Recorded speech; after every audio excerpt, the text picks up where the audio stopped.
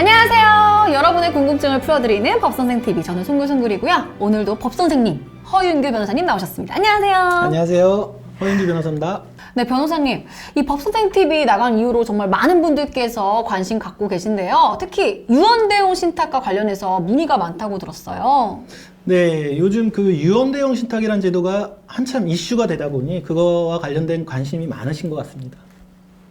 그럼 오늘 사연도 이 유언대용 신탁과 관련이 된 것 같은데 제가 사연 읽어보고 시작해 보도록 할까요? 네. 안녕하세요. 저는 아내를 떠나보내고 홀로 살면서 자식들, 손주들 보는 것이 유일한 낙인 70대 남자입니다. 이번에 아들이 사업을 하면서 돈이 필요하다면서 연락이 왔습니다. 제가 가진 재산은 지금 살고 있는 아파트뿐이라서 아들은 자신이 모실 테니까 자기 집에 와서 살고 내가 살고 있는 집을 처분하거나 전세를 줘서 사업 자금을 도와달라고 합니다. 아들에게 도움을 주려면 이렇게 아파트를 처분하거나 전세를 줘야 될 것 같은데 제 걱정은 만약에 아파트를 처분하고 나면 어떻게 지내야 될지 막막하다는 겁니다. 물론 아들은 본인이 살고 있는 집에서 죽을 때까지 같이 지내자는데 혹시나 나중에 노인네 뒤치다꺼리 하다가 마음이 변하지는 않을까 걱정입니다. 라고 사연을 주셨는데요. 네. 네, 그 아버지의 그 자식에 대한 사랑이 상당히 이제 묻어나 있고 또 어떻게 보면은 본인의 노후 준비라는 현실적인 고민까지 함께 있는 사연 같습니다. 충분히 있을 수 있는 걱정입니다. 네. 네. 좋은 방법이 있을까요? 예, 물론 방법이 있습니다. 보통 한 두 가지 정도를 저희는 이제 말씀을 드리는데요. 두 가지나 있어요. 네, 두 가지 정도 있고요. 네. 먼저 이제 말씀드릴 거는 부담부 증여라는 방법이 하나가 있습니다. 부담부 증여요? 네, 예, 부담부 증여라는 방법이 있는데 증여라는 말은 뭐 많이 들어보셨을 거고 말 그대로 증여에다가 이제 조건을 다는 건데요. 뭐 이 사연 같은 경우에 아버지가 아들한테 조건을 달아서 증여를 하는데 그 조건이라는 것이 효도 조건 또 뭐 흔히 효도 계약이라고 하죠. 그러니까 아파트를 증여를 하면서 내가 살아있는 동안에 나를 부양을 해라. 뭐 구체적으로는 나한테 한 달에 얼마씩 부양료로 지급한다든지 아니면 내가 죽을 때까지 너가 한 집에서 나를 모시고 살아라. 이런 조건으로 증여를 하면서 아예 부동산을 증여해 버리는 거죠. 그리고 나서 나중에 혹시라도 그 아들이 그런 약속을 지키지 않으면 그 증여를 취소해 버리는 그런 제도가 이제 부담부 증여라고 할 수 있습니다. 그러면은 이 사연자님 같은 경우에는 부담부 증여로 해결하면 되는 거 아니에요? 간단한데요? 네, 제가 지금 드린 말씀만 보면은 좀 간단해 보이시긴 하시죠. 그런데 이런 부담부 증여가 우리 주변에서 그렇게 많이 일어나지는 않습니다. 그쵸. 네, 첫째는 우리나라가 이제 유교적인 문화권에 있다 보니까 부모와 자식 간에 계약을 체결한다?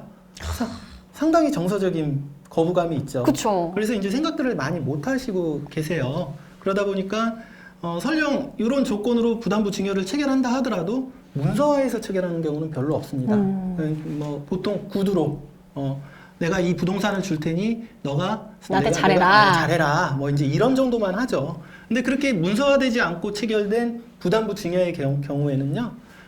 나중에 이제 자식이 그 약속을 지키지 않으면 그거를 뭐 해지한다는 그 법적 구속력을 갖기가 힘들죠. 예, 문제가 있는 것이고요. 두 번째로는 제일 이제 그 부담부 증여의 맹점인데 그 설령 뭐 계약서를 체결했다 하더라도 뭐 자세하게 그 조건이나 이런 것들을 자세하게 기술해서 문서를 했다고 하더라도 이미 증여를 했을 때 소유권 이전 등기가 생전에 자식한테 이제 등기가 되어버립니다. 그래서 나중에 부모님께서 너 약속 안 지켰으니까 그 부동산 등기 나한테 다시 넘겨라고 했을 때 그거에 대해서 이제 말을 잘 듣고 임의로 넘겨주면 사실 끝인데 뭐 자식들이 그렇게 하는 경우가 많지 않죠.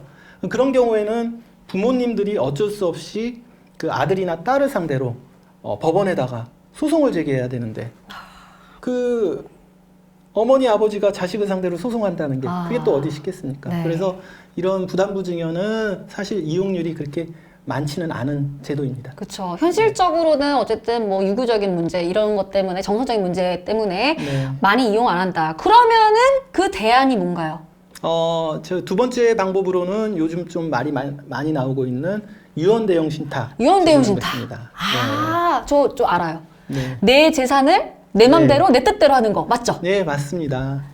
유언대용 신탁은 부담부 증여와 같이 곧바로 아들한테 이제 증여하고 등기를 넘겨주는 게 아니고요. 재산을 관리해줄 수탁자라는 개념을 끌어들여서 아들과 계약이 아닌 수탁자와 계약을 체결하고 이를 효도계약과 접목해서 체결을 하면 되는 것이고요. 생전에는 위탁자가 지정한 제3자가 수익을 얻고 사후에는 미리 지정한 사람, 가령 자녀에게 재산을 이전시킬 수가 있습니다. 그러니까 유언대용 신탁으로 효도 계약을 체결할 수 있다 이런 말씀이신 거죠? 네, 맞습니다. 사연자님의 경우에 자녀에게 금전적 도움을 주었는데 나중에 자녀가 나몰라라 하거나 다른 이야기를 할까봐 걱정하시는 거잖아요.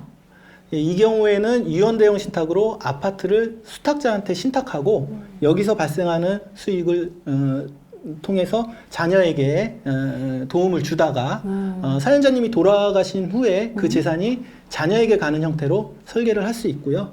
그 부담부 증여와 가장 큰 차이는 그 사후 수익자를 자녀로 지정했다고 하더라도 생전에 자녀가 효도 조건을 지키지 않으면 위탁자인 아버지는 그 수탁자, 아까 재산을 맡긴 수탁자와 합의 또는 그 신탁계약상에 정해진 내용대로 언제든지 그 신탁계약을 해제하고 곧바로 등기를 자기 명의로 돌려올 수 있다는 점에서 그 반드시 그 법원 소송을 통해서 해도 되지 않기 때문에 부담부 증여보다는 조금 수월하게 이 효도계약을 체결할 수 있다고 말씀드릴 수 있을 것 같습니다. 우리 법 선생님 말씀으로는 결국은 부담부 증여보다는 유언대용 신탁이 더 유용한 제도다 이런 말씀을 하시는 것 같습니다. 네, 일반적으로는 그렇다고 말씀을 드릴 수 있겠고요.